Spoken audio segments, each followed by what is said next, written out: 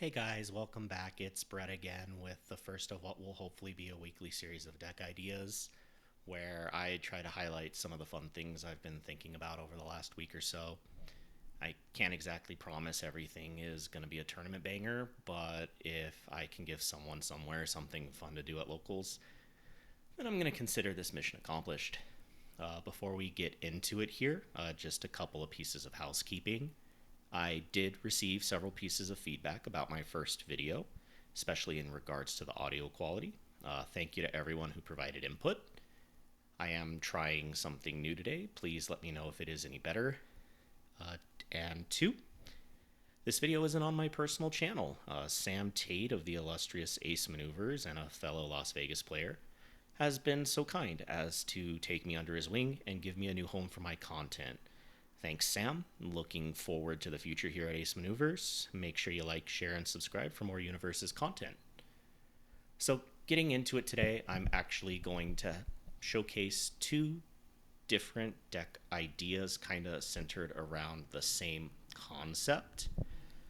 Character today is going to be Krista. You know how she put wall counters on her character, she moved wall counter off her character to give stun, or to stack something from each player's discard pile on top of their deck. Now, a lot of the Krista decks that I've seen, they kind of just hoard the wall counters. Try to just make really big Wall Marias mites draw a bucket of cards. I wanted to try spending the wall counters more aggressively, especially using the stacking ability, removing the 4 wall counters and putting something from each player's discard pile on top. And so I was running around UVS Ultra here when I came upon this lovely card, Chaos in the Streets. It says, enhance, spend 1 momentum, mill 1 card. This attack gets plus X damage or minus X damage. X equals the difficulty of the milled card. And funnily enough, when you're putting a 10 difficulty attack on top of your deck, giving something plus 10 damage or minus 10 damage in exchange for a momentum is pretty darn good. Especially when that same 10 difficulty attack gives you 2 activations of that card that we're focusing on. So this first deck here, this is kind of my ground zero. I try to do like proof of concept things first.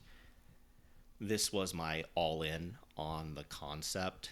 Find a Chaos in the Streets as quickly as possible, put damage on Colossus Titan attacks, and just try to one-shot them. We do have unexpected outcomes here. This is just another big, dumb, really fast attack, but it can also give you information or disrupt the opponent's plans, which is really great. Sometimes -9 or +9 is often just good enough. And we have Aerial Goblin Bolt. So, as I referenced in my first video, if you were paying attention, I cannot beat a Cape of No Return. I often like Voltroning together really big, really dumb, really powerful game-ending moves, and then promptly losing when my opponent just activates their Cape. And Aerial Goblin Bolt kind of fixes all those problems. So not only do you get to seal something problematic, like a Broken Psyche or a Decoy Duplicate, or maybe a Nonagon, perhaps, but it also gets to hang around and just eat a cape when you're trying to go for the one-shot kill. This was the card that really kind of revolutionized the experience for me. I'm really glad I stumbled across it. We ourselves are playing Cape. It is our we hopefully do not die while we assemble this wombo combo that will most likely require us to check an 11 to do. And then we're also playing Mimicry. Considering that this is a combo deck, you kind of want to build as much redundancy into the deck as possible. That is largely going to be finding a chaos in the streets as quickly as possible, or also finding a unmatched power as quickly as possible, because the full wombo is to slam a Colossus Titan attacks, first enhance, unmatched power, put 10 damage on it, stun them out with things like Don't Do This, which also gets you wall counters, commit more cards with Titanic Combat for additional damage as well, and then just eat 4 counters with Krista, put another Colossus Titan attacks on top of your deck, chaos, and suddenly you have like a 30 damage throw out of nowhere. And most likely with Krista, you've put a 3 or 2 on top of their deck. Pretty good. Pretty funny. I've had a lot of fun just kind of mucking around with it. You can pretty consistently pull the combo off on turn 3 or 4, unless you just draw super cold. Going over the rest of the deck here, we've got one Genkai's Guidance. It's just one.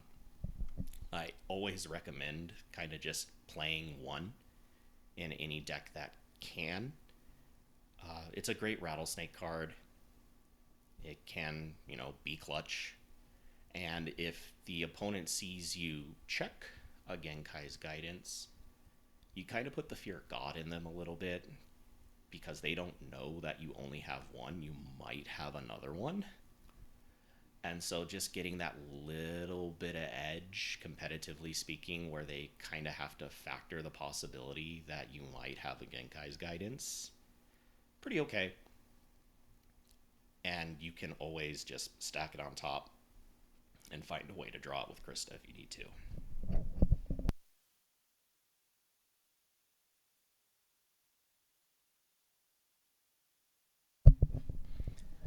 Going down the rest of the list here, starting with Unmatched Power, obviously kind of already talked about this card. It is the primary reason you are in Chaos and not in Order for this deck.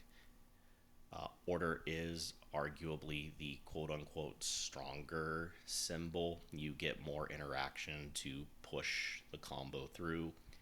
You get things like Botan's coaching to help build wall counters on Krista. But for the memes, we're copying this with Mimicry, removing Mimicry from the game, and putting 10 damage on Colossus Titan attacks. Master's Pride is simply the best 0 drop that's left in Chaos. Rotation kind of really took Chaos out at the knees. You lost basic training, which I'm glad it's gone. That card was absurd, but it was your best 0 drop. We're playing Inspiring Song. Again, I think this card is cuckoo bananas. I kind of talked about it in my first video. It's self-mill, so it helps you find Colossus Titan attacks so you can start stacking it with Krista. It can help you pass the check to play Colossus Titan attacks if you have to lead with an Aerial Goblin Bolt. And it can also hack the opponent's check to block your Colossus Titan attacks. It's just a really super flexible card. It checks a 6. It definitely should have checked a 5. I imagine this is probably going to be a staple in Chaos decks for a very long time. We are going to be playing 4 Don't Do This, at least in this initial Ground Zero deck, when the entire point of the deck is to assemble a 30 damage throw as quickly as possible and stack a 3 on top and tap them out. This card kinda does it all. It lets you pitch cards from your hand to get wall counters with Krista. It lets you get a 10 drop out of your hand into your discard pile if you need to stack it with Krista. And then it starts giving you instances of stun 1 on top of everything else. So a lot of times you'll go aerial goblin bolt, pitch 2 cards, stun them 2, eat one of the counters with Krista, stun them another one, and then slam your Colossus Titan attacks, pitch another 2 cards, do your wombo combo, and then stun them out the rest of the way. Kind of just a really great role player in the deck. You could go down to 3, but I really only start cutting cards down to 3 copies if I only ever want to see one of them a game. And I kind of really like having 2 don't do this at any one point in time. And I'm definitely not spending a mimicry form on one of them, so I have it at 4 right now. We will be playing a full set of Horrifying Realization in this deck, simply because it is form-based draw and discard that is very strong in passive combo decks like this. Not only is it going to build wall counters for Krista, again, it can get 10 drops out of your hand, it can dig for cards, you can swing an aerial goblin bolt, stack something on top with Krista that you need to draw, and then draw it with Horrifying Realization. So really just a card that helps smooth out the combo. Really great all around. 2 Unstoppable Force, just for returning the attack to printed speed. You might run into Rodan, who can just put your Colossus Titan attacks to 0 speed, and then block even though you've managed to tap them out. Getting it back up to the 6 speed might be enough. I don't know. This is one of those theoretical cards. Fast Friendship, again, it's a don't die card. Mostly -2 speed, but it doesn't cost a commit. It's just a flip to do it. So you remain neutral in the resource expenditure game. Chaos in the Streets, obviously the centerpiece of the card, the whole deck here, not the card, the whole deck. The fact that this can give plus X damage or minus X damage is really good. It will just pants people out of nowhere when they think they have you dead and they forget that this can give minus X damage, and you just -10 them out of nowhere. Long range support, this is one of those cards that'll just help you rip through your deck. It generates wall counters for Krista. It gets dead cards out of your hand. Just pushes the deck into overdrive. Often you will just face tank an attack or 2 during the opponent's turn, and that'll let you get enough wall counters to just go off on the crackback. Just good solid card all around. I can't imagine playing less than 4. Titanic Combat is a questionable one here. I'm kind of a fan of this card because it's just very flexible, seeing as you may need to pass an 11 to kill the opponent. Getting the extra face downs will help accelerate you there.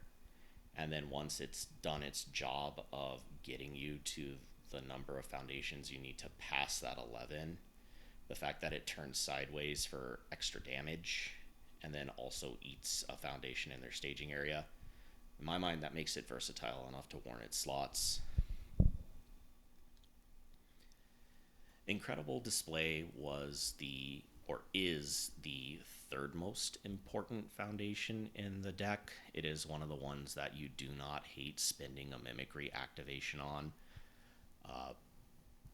Runaway's still a card. Genkai's Guidance is a card. You can make some momentum with Colossus Titan attacks or get something in with an early unexpected outcomes. And then this just helps protect you from other pieces of interaction in the game.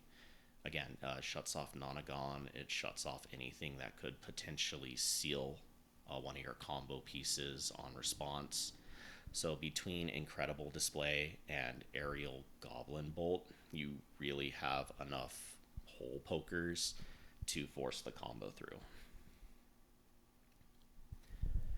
And then last but not least, we do have Nice Try here. This is just a solid defensive card, and it's pretty great for just if you need to like swing a turn to unexpected outcomes and then still be able to have some foundations up on the opponent's turn, especially since it's defensive. It's just good enough. I'm not playing History's Strongest Monster in this deck at the moment, which is going to strike people as really strange. I had it in the initial lists here. I cut it for space simply because of the one-shot focused nature of this deck. The fact that it readies itself more often than not just doesn't matter. The opponent is most likely dying. So I needed to cut 4 cards, and they just ended up being the weakest cards to cut, so out they came. And this was kind of the combo version of the deck. You could, in theory, take this into a more fair version instead. Obviously, you'll still have some number of Colossus Titan attacks.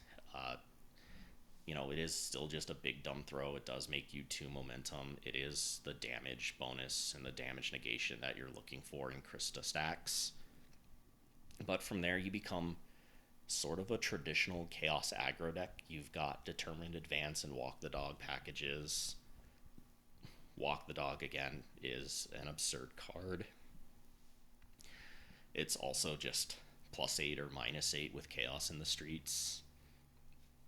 Pretty sweet. You've got Rapid Speed Slash here. This is just an all-star in any deck that you can consistently turn it on in.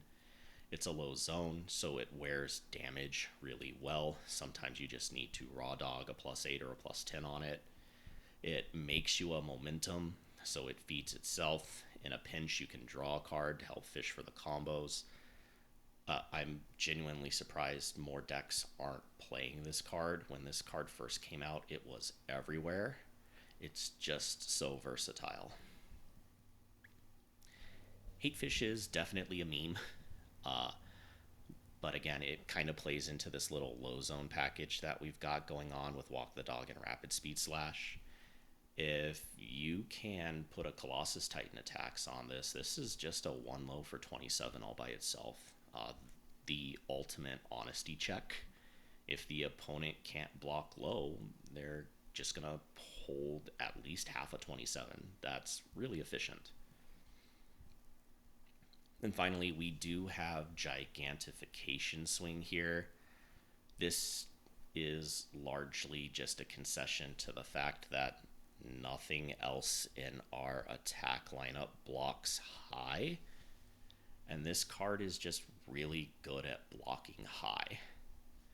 So when you block with it, you hack your opponent's next check to play a card by 2. That can be really disruptive.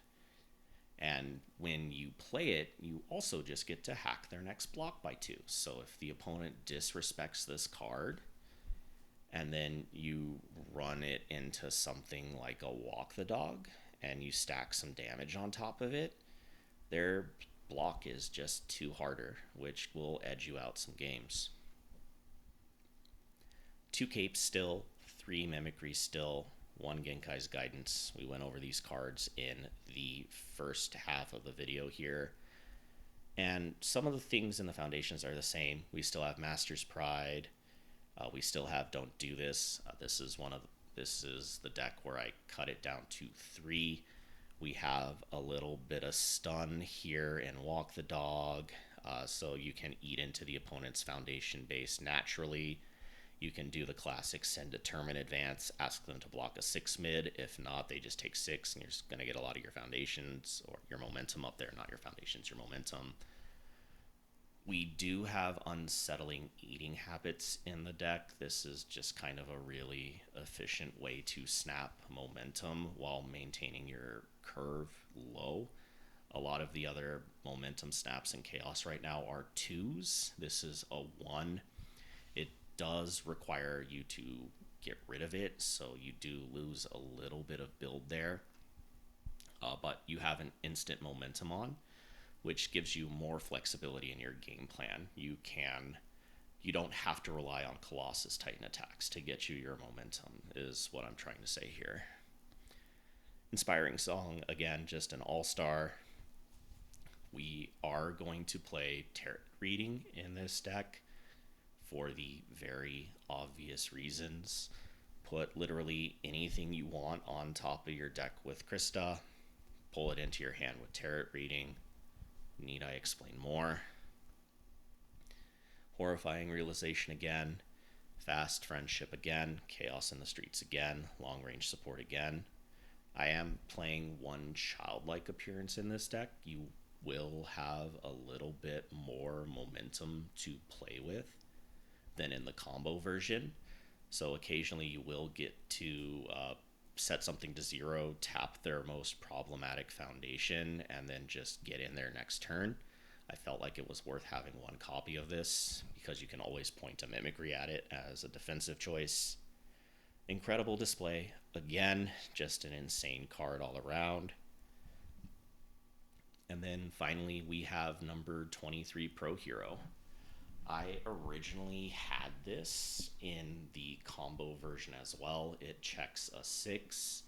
It always gives you a card to review with Krista, but I had to cut for space. This was the card. In more aggressive decks, I really like this one because more often than not, you're going to have 3 counters on Krista. So this just becomes +1 speed for your already very fast attacks. It's what you want. That checks a 6, gives you speed, and it interacts with counters. Just free all around. And that's really all I got. I don't really have anything witty to say at the end of this video. It's late on a Thursday. I've got work tomorrow. I appreciate y'all turning in and watching me ramble about this stupid idea. Next week, I'm going to have a Heroes of Exandria list that I'm really proud of to show you guys. I just wanted to put a little bit more thought into it. So tune in next week and I'll have something really cute to show you. Good night, guys.